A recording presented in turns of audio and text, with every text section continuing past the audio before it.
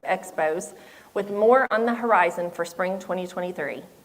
These events provide opportunities for employers to engage directly with students, and in October, Adina earned a credential as a Tennessee Certified Economic Developer with the UT Center for Industrial Services. She also holds certification for the Society of Human Resource Management and a bachelor's from the University of Tennessee, Knoxville. Please welcome Adina Chumley.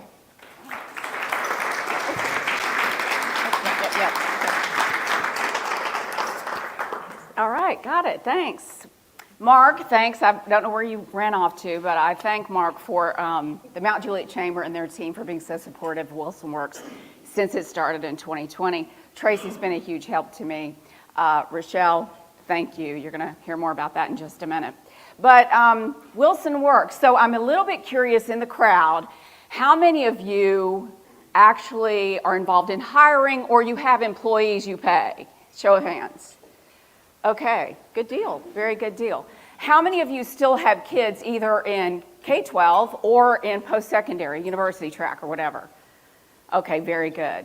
So these are the people that always interest me. Workforce impacts everybody. Whether you are retired, whether you are a babe just born, workforce impacts you. I thought about that when I was coming in today, and I saw the people, putting the food out and everything. It is a challenge every single day because we do know the data is showing us that our labor force is shrinking in the U.S., not just here. We have a lot of influx in Middle Tennessee, a lot of people moving in, but a lot of those people already have a job once they get here. But it is impacting our schools, so we do see some uptick with that. So what I do, there it is. All right. So for those of you, how many of you have even heard of Wilson Works? So quite a few. So my board chair told me, he said, this always explains it really well for me, Adina. Wilson Works is kind of that dot connector among all these players and stakeholders in workforce development. So it is the K-12 schools, and in our case, that's Wilson County Schools and Lebanon Special School Districts. The post-secondary training providers are everything from MTSU, Tennessee Tech, TCAT, Vol State, all of the post-secondary training providers, government and quasi-government, so the Workforce Board for Northern Middle Tennessee, which frankly, that is one of the best in the state, in my humble opinion, and then the real linchpin, the employers. The employers are absolutely crucial to workforce development as well. So hang on, before this, y'all all get a little dizzy watching them get it straight. I'm trying to make it better to make it worse. Got it? Are you sticking money and paper under there? Yeah. Just leave the money. I'll get it later. So this is a snapshot I took this morning off the Jobs for TN website. I want to give you a snapshot of workforce in Tennessee and in Wilson County specifically. Over on the far left side of the screen, 308 are the number of jobs that posted in Jobs for TN today. 308 new jobs posted. The current number of openings, over 355,000 job openings in the state of Tennessee. The unemployment rate for the state is 3.5, and the resumes that got updated this week so far, 288.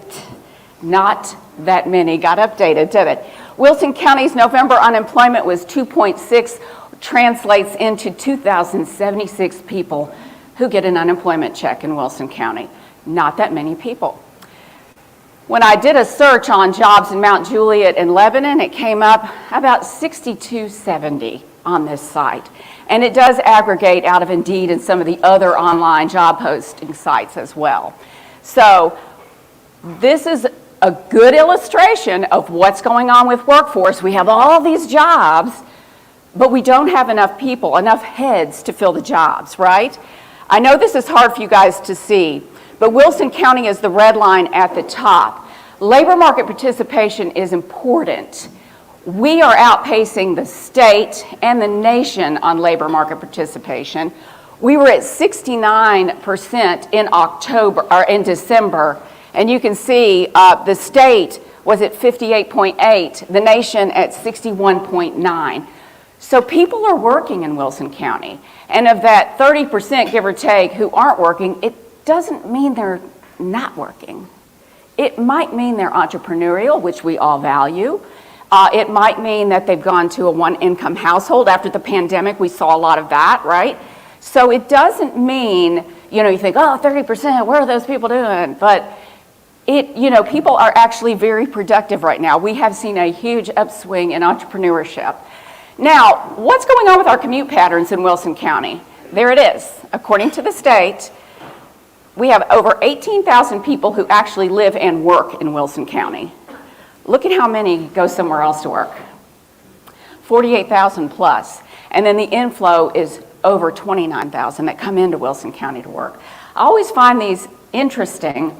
I've been wanting to ask my employers to do a zip code search on their employees to see where that 29,000 is coming from. Mostly we think they're coming out of Smith, DeKalb, that area, and so it's kind of interesting. Now, this is what I want you to tell. This is my week and last week. I've had companies either reach out to me or I've been reaching out to them. Look at 4 of them are what? Supply chain distribution, right? You got Chewy, Walmart Fulfillment Center, New Balance, and they are still under construction on that facility. REI Co-op still under construction, and they got in touch with me yesterday and said, hey, we need a place to do new hire orientation for about 10 people for 2 days. So I'm working on that for them. That's the kind of oddball questions that get thrown at me sometimes, right? Hey, do you have a spot for us? And that sort of thing. Tritium, the only manufacturer in the group that I put out right there, and they were at my industry council this week, but an interesting company out of Australia making the EV charging stations, and they're in Lebanon doing that. But you guys, so interesting, they actually won one of the White House Jobs Challenge grants. They are really going after it. So I admire that kind of thing when I see companies really trying to make an effort with their workforce. Now, I thought you all would find this kind of interesting, the top 10 largest employers. I pulled this off the Nashville Business Journal. How many of you would have expected Wilson County Schools to top the list? Yeah, maybe a couple of you.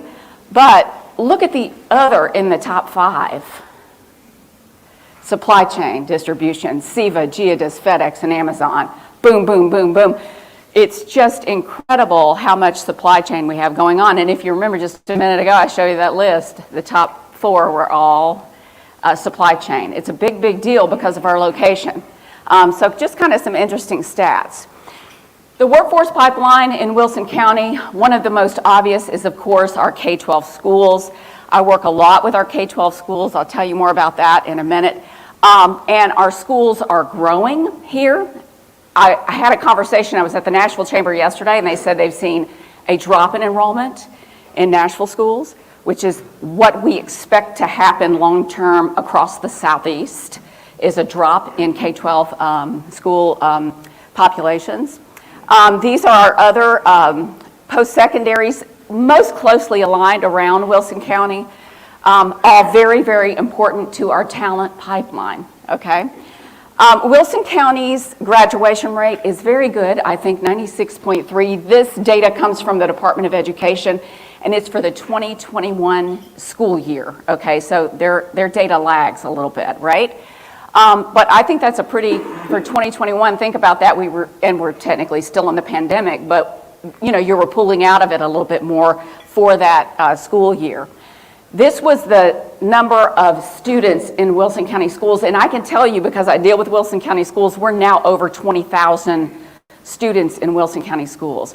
Last year alone, they clocked about 100 new students a month throughout the school year in Wilson County schools. To my point about people moving in here, right? So, and kind of an interesting demographic on white versus Hispanic, and that sort of thing as far as demographics here. You can get a lot of information off the state websites.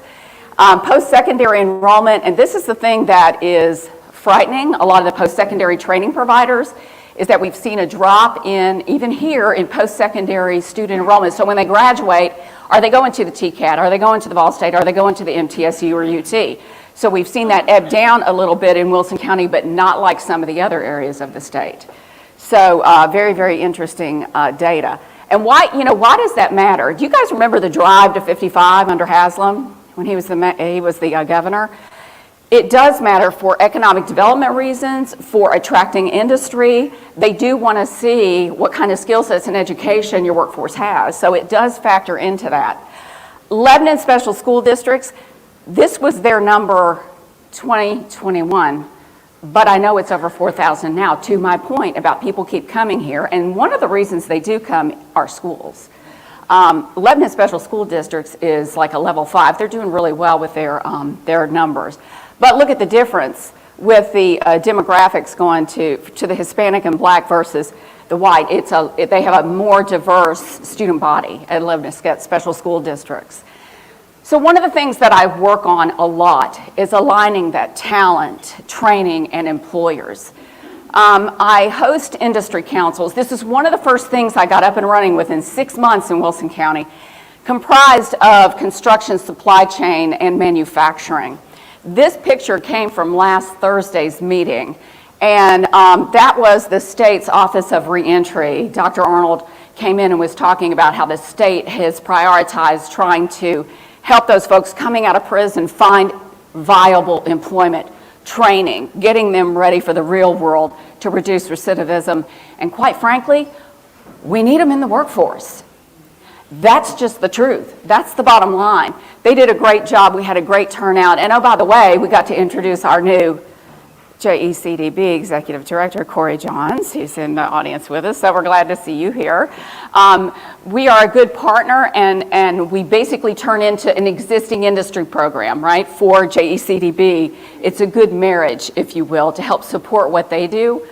Because a lot of times they're bringing employers in, and then they're off to the next thing, but that's where we can step in and say, so how can we help you? How can we be of service to you? How can we connect you in to the pipeline? We also in 2022 started the Healthcare Council. Vanderbilt's been involved with that. All the major, I would say, healthcare providers in the region really have stepped up. Healthcare marks the largest disparity between what we need versus what we have. They have huge needs, RN, CNAs, respiratory. I mean, it's every time we meet, there's something new added to the list of what they need. And as you all know, Middle Tennessee is a hub of healthcare, really some incredible healthcare providers here. So we're working together with our K-12. This was at Wilson Central High School when we started out. We visit the high school's health science classrooms. We try to come up with ideas. How can we better connect that employer, that Vanderbilt, that Ascension, that TriStar into the CNA class? And one of the things we've come up with is when they go through their certification graduation and they do their pinning kind of thing at the end of the year, we're like, why can't we just get them all together at once and invite the employers to the table? You've got to get the employers plugged into those students before they graduate high school, quite frankly. That's one of the keys. But it's turned into to be a really, really good, a good conversation, and everybody seems to be really excited about it. In Nashville, their healthcare council is actually independent, and it's a really big one. You guys are probably involved in it there too, is my guess. But anyway, we're just getting started. We did this last year. I want to say we had over 40 people come in for expungement. Again, reentry. This will hinder somebody's ability to find a job if they've got a record. And we had the city of Lebanon, the city of Mount Juliet, the county, all stepped up and said, we will help support this. It's that valuable to us. And they ended up with over 100 expungements that pushed through off about 40, low 40s individuals, because a lot of people have more than one charge. So I put that up there because we have an organizational meeting coming up to redo this in April. And anyway, so it was very popular. And we brought in the state, all the players came to the table. It really was a great event. Coming up in this spring, we've got high school job fairs at each of the high schools coming up. Again, those seniors that are coming out of high school, are they going to go to post-secondary, or do they need to get a job? Or do they need a job for the summertime? And also juniors, who are, after all, rising seniors. They're 16 typically, can drive, can pick up that part-time job. We want to try and connect the employers to those students. But one of the things, frankly, I do too is recently Rutherford Works, a sister program over in Rutherford County, they've got an event coming up at the TCAT Smyrna, and I sent it out to our employers because I was like, anybody want to go to this? And I got an email back almost immediately from Amazon saying, oh, thank you so much, I've already registered. They want to get in front of these students. It's very, very important. The other thing, this is going to be our first time out with an 8th grade career expo. We know workforce development needs to start younger and younger, right? How many of us all got to be a senior in high school?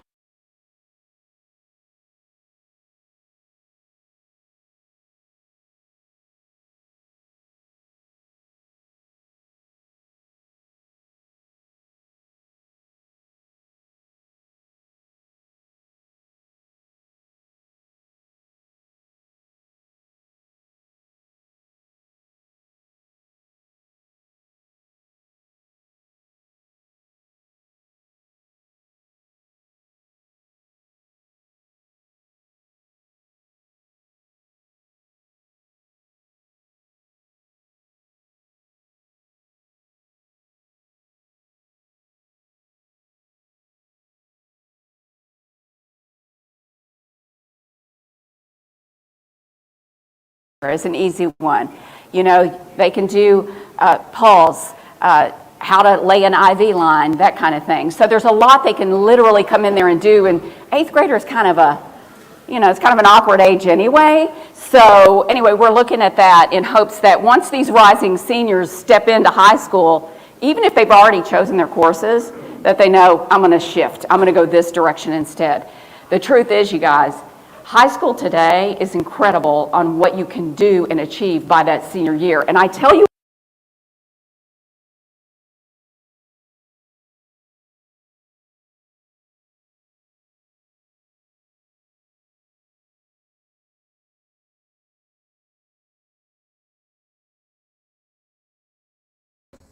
so much more than when I was in high school. And probably most of you were in high school. It's just incredible everything they have access to. And the truth is, they're throwing money at training programs right now. The high schools are standing to get $1 million. The middle school's $500,000, and so our schools, and again, I send that out to the employers and say, can you please answer this for Wilson County Schools? What does that innovative school look like to you? What kind of training do you think we need to be doing in high school that might be suitable for your organization that you would want to snap them up, right, after high school? So that's coming up, the 8th grade. This is just sort of a snapshot of the CTE programs in Wilson County Schools, to my point. For advanced manufacturing, for example, a lot falls under that, such as the robotics program, welding, that sort of thing. Welding in Wilson County has become so popular they had to expand the program. So there's just several pathways these students can take that, you know, I wouldn't have known what to do with this when I was in high school, I don't think. But that's the point. We've got to get them prepared and ready for that freshman year so that when they hit the ground, they can hit it running. So that's just kind of what your CTE programming looks like in Wilson County Schools. And let me just add this. I talk about large employers, this, that, and the other, but you know we're having a tough time keeping teachers, right? My CTE director here in Wilson County said, we are going to lose our advanced manufacturing program. It's at Green Hill. If we do not get a teacher, we've got a teacher who's going to end his contract in May, and then he's going to do other things. Well, you really need somebody who understands manufacturing, who's worked in it. And I appeal to anybody, any of you who are retired, or if you are an early retiree, there is nothing more fulfilling than sharing your intel and your tribal knowledge with the next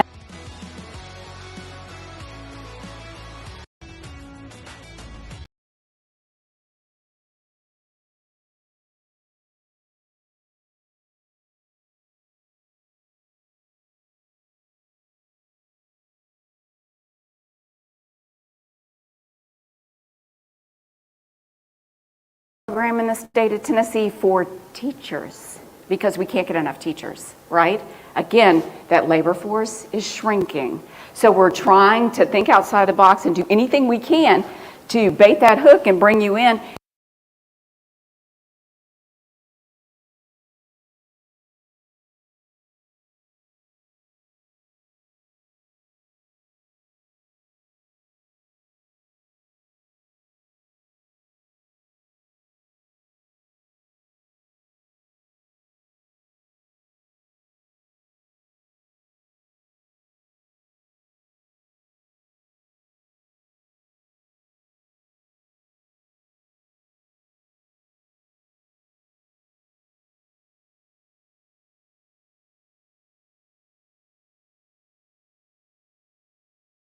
Rochelle, it paid dividends more so than just the new talent coming in the building. So I think it's worthwhile, definitely. We could not do this. Wilson Works relies on employers to fund what we do. We got started with a 3-star grant from the state of Tennessee in 2020. Mayor Hutto and the Lebanon Chamber, went together to try to help write the grant and win the grant. Oh, sorry, you guys, I didn't know that would go through so quick. But these are the investment partners that have stepped up. These are our gold investment partners. You know some of these names in the community. I note that Wilson County Industrial Development Board, the JECDB, and the City of Lebanon all stepped up and said, we believe in this program. And the silver investment partners, Thompson Electric is one of the newer ones. And then, of course, the bronze, Grade A Construction stepped up. Vanderbilt was one of the first ones to come on, the initial 4 who came on. And then Lochinvar is new in 2023 as an investment partner to Wilson Works. Because you know what? They see the value of somebody in the community stepping out there.